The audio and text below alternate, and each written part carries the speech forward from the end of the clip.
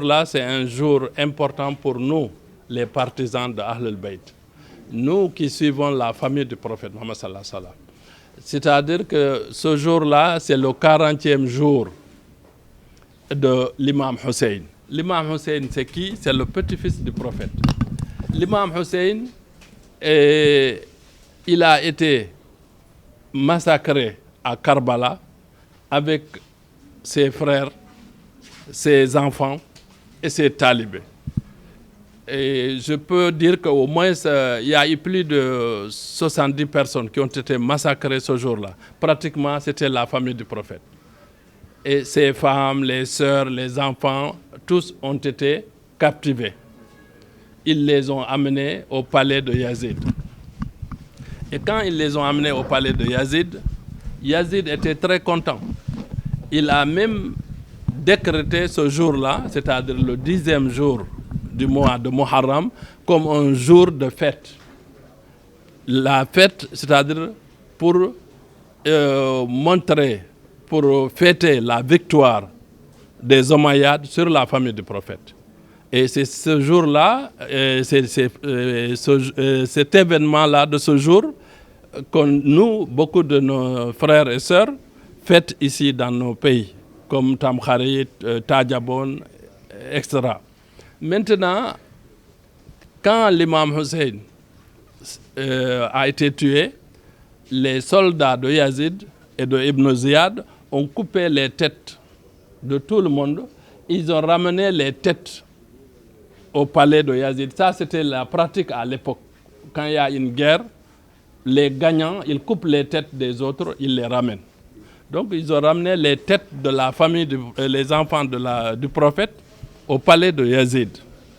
Et quand maintenant les gens ont utilisé les têtes, exposé les têtes, ils ont fait leur fête, ils ont terminé, ils ont remis les têtes au fils de l'imam Hussein et à sa sœur. Donc, eux, ils ont ramené les têtes au lieu du massacre à Karbala pour mettre chaque tête avec le corps. C'est-à-dire pour compléter les corps qui étaient enterrés sans tête. Donc, si on lit l'histoire, on comprend que l'imam Hussein a donné son sang, sa tête, pour sauver l'islam. Alors, moi, je demande à tous mes frères, mes sœurs, ma communauté, à chaque fois, le jour de Arbaïn, nous aussi, nous donnons du sang pour sauver des vies. Voilà. Maintenant, il y a des gens qui parlent de la flagellation, les gens qui se frappent et qui se blessent. Et moi, je dis que ça ne rentre pas dans les enseignements de notre prophète, dans les enseignements authentiques de l'islam. Comme j'ai l'habitude de dire, l'islam originel. Ça ne rentre pas dans ce cadre. C'est des sentiments, c'est des ressentis. Chaque personne a sa façon d'exprimer le mal qu'il ressent en lui. Donc, je pense qu'on n'est pas là pour juger ces gens-là. Parce qu'on connaît beaucoup de communautés qui font des choses similaires. On n'a pas jugé ces communautés-là.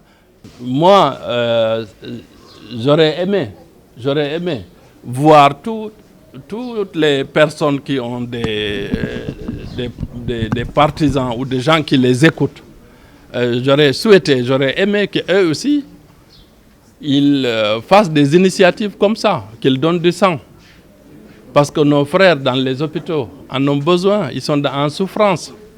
Donc, venir en aide à nos frères et nos sœurs dans les hôpitaux, c'est une obligation.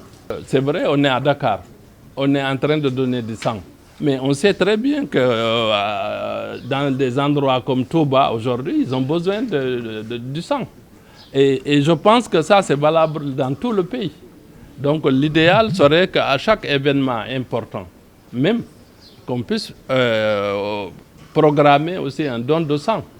Normalement, nos hôpitaux ne devraient pas manquer de sang, oui, au Sénégal.